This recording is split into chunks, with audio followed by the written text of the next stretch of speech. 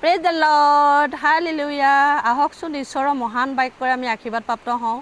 প্ৰকাশিত বাক্য 3 অধ্যায় 5 পদত কৈছে, যিজনে জয় কৰে তেওঁ সেইদৰে বগা বস্ত্ৰৰে বিভূষিত হ'ব, আৰু মই জীৱন পুস্তকৰ পৰা তেওঁৰ নাম নুগুচাম, কিন্তু মোৰ পিতৃৰ সাক্ষাতে আৰু তেওঁৰ দূতবিলাকৰ সাক্ষাতে মই তেওঁৰ নাম স্বীকাৰ কৰিম। হয় প্ৰিয়সকল, অতি ভয়ংকৰ কথা আৰু আনন্দৰো কথা, কাৰণ যাৰে যি কৰ্ম পৃথিৱীত কৰি আছে সকলো স্বৰ্গৰ ঈশ্বৰে চাই আছে। সেই দিন যেতিয়া আহিব, তেওঁ কোৱা লিখা কথা প্ৰকাশিত বাক্যত প্ৰিয়সকল, আমাৰ মোৰ কৰ্ম চিন্তাইহে সেই ৰাস্তালৈ নিব যি তেওঁ কোৱা লিখা আছে। কোনোৱে জোৰ জোৰকৈ কান্দিব, কোনোৱে চিঞৰিব, কিন্তু শুনা নাযাব, কাৰণ ঈশ্বৰে এই পৃথিৱীতে সময় দিছে যে তোমালোকে মন পালটোৱা।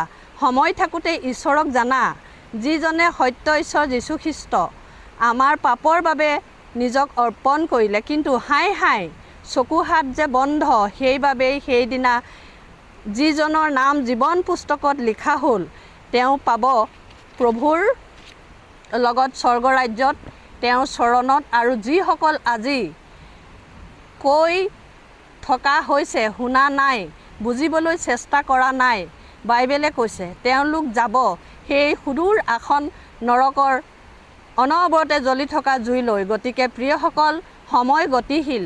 বাস্তৱিক পৃথিৱীত থাকোঁতে আহক সত্য ঈশ্বৰক জানো। তেওঁ যি কৈছে জীৱন পুস্তকত আমাৰ নাম সোণালী আখৰে লিখা হ'ব বুলি।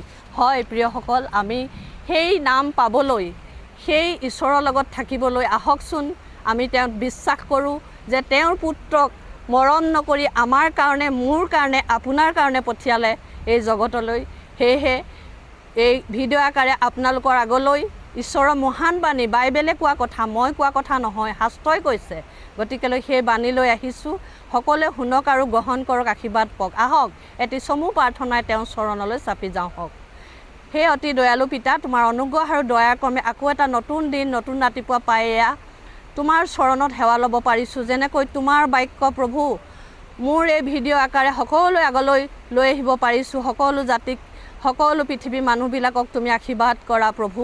তোমাৰ জীৱন পুস্তকত যেন তেওঁলোকৰ নাম থাকে আৰু কোনো নৰকলৈ যাব লগা নহওক প্ৰভু। সকলো যেন তোমাৰ লগত স্বৰ্গত থাকিব।